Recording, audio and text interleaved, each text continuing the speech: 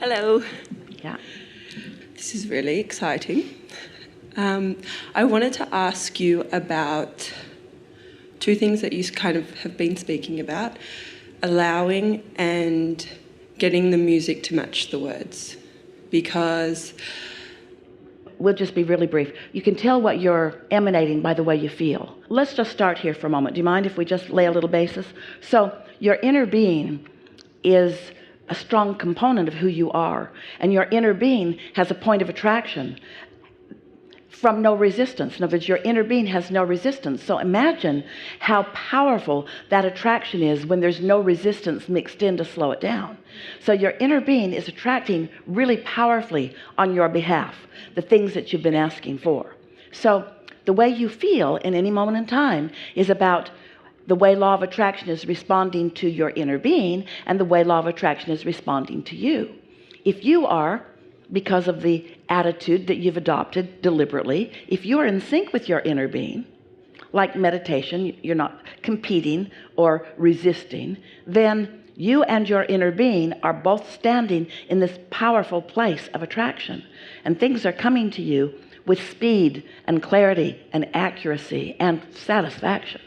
But anytime you feel some sort of negative emotion, that means that your energy is split. And while your inner being is still attracting on your behalf, you're not letting it in. You're not allowing it. And so doesn't it seem logical that the first order of business would be to get over here in sync with where all the power is?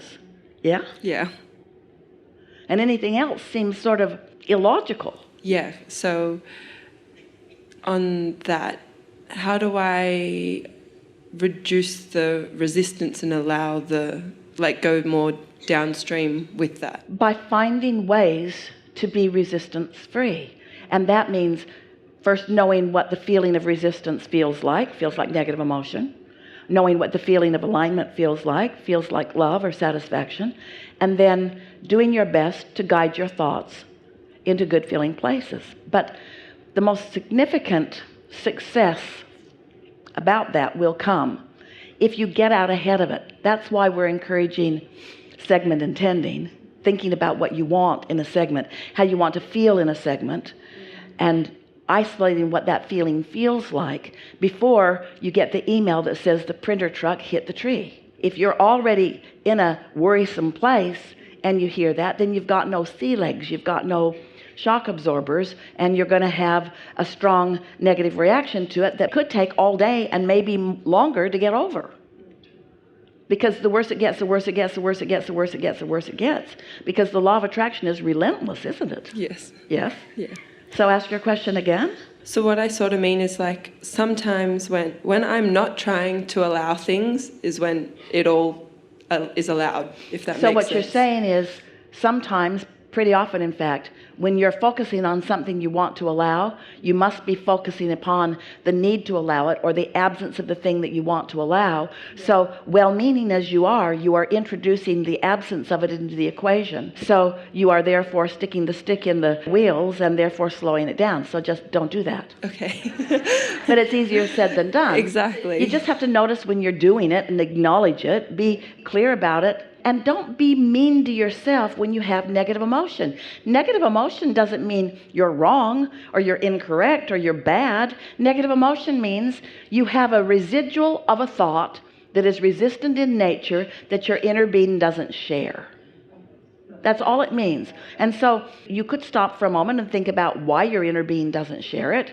Or you could just say, well, I'll just think about that later, or maybe I won't think about it at all. Or maybe if you catch it early enough, you can think another thought that your inner being does share.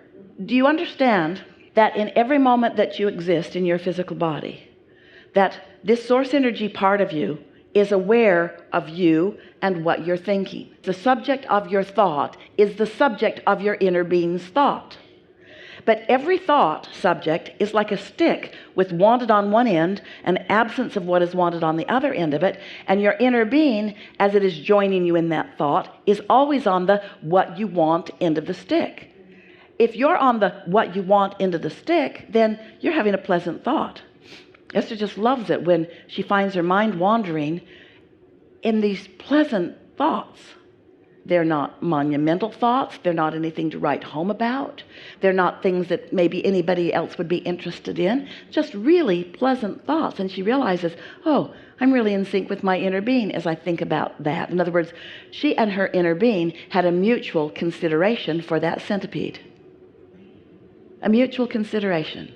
Esther didn't feel one bit afraid of the centipede. She just saw it and liked it and acknowledged its beauty and its speed. And she liked playing with it. She liked co-creating with it. She put her little stick down there in the band and it crawled right in. She said, oh, you must not see very well. You came right where I wanted you to go. Well, the centipede really didn't want to be inside either. There was not one thing to eat in that whole house for the centipede or Esther. There's nothing there. And so she just put it outside. It was such a lovely moment in time, you see, because she saw the centipede through the eyes of Source. And the centipede is Source. A poisonous centipede, really? A poisonous centipede? Seems more like the devil. Pure positive energy, little poisonous centipede. Big, long, poisonous centipede. Fast-moving, poisonous centipede. You just got to decide through what eyes you want to look. And as you play with that a little bit, you begin to discover that instead of fear, you have confidence. And instead of confusion, you have clarity. And instead of yearning, you have knowing. And instead of hate, you have love. That's really what your quest is about everything anyway, isn't it? Is it boring? Is it boring to be tuned in? There's not much drama in connection. The drama is what put everything you want over there. You had lots of step one moments, and we'll have more. That's a good thing. The step one moments are a wonderful thing. But in answer to your question, what was it again? Just allowing. How to allow? To remove the resistance and be... Can't remove resistance. Can't remove it. Can't get rid of that thing you're giving your attention to. You just got to choose the other end of the stick. And you have the capacity to do that, don't you? We know. We're talking about this a lot. Here is a poisonous centipede. Giant, poisonous Texas centipede. Also, a really beautiful thing. Really beautiful color. Incredibly well engineered. And fun to see something that you've never seen before. Fun to get to play with it from a distance. Esther didn't pick it up. She didn't say, crawl onto my hand. She's not that evolved. She just put her safe little stick down there. Kept herself in alignment. In other words, that might have thrown her out of alignment. If she'd waken up and there it was, across her face like a mustache. Yeah. That was just the perfect engagement for Esther with that centipede, wasn't it? It played with her and she played with it in a way that didn't upset anybody's apple cart. It didn't have to die. She told the gardener, look what I found. And he said, whoa, you should kill that. And Esther said, run, centipede, run, run, run. Run. Disappeared right into the rocks. Esther said, leave him alone. Let him be. Enough? We really get there? It's all in the way you decide to look at it. Do you know that anything that you perceive, it's not what you see, it's the vibrational stance from which you see it.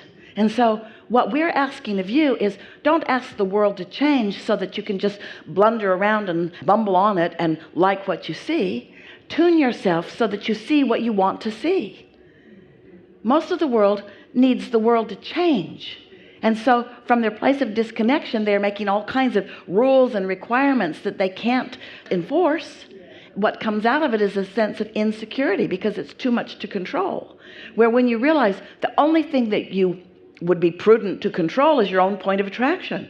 And your own point of attraction is easy to understand because your emotions give you the indication of how you're doing. It's too simple, isn't it? Yes. Enough? Yes. Yeah. Thank you. Yeah. Right here.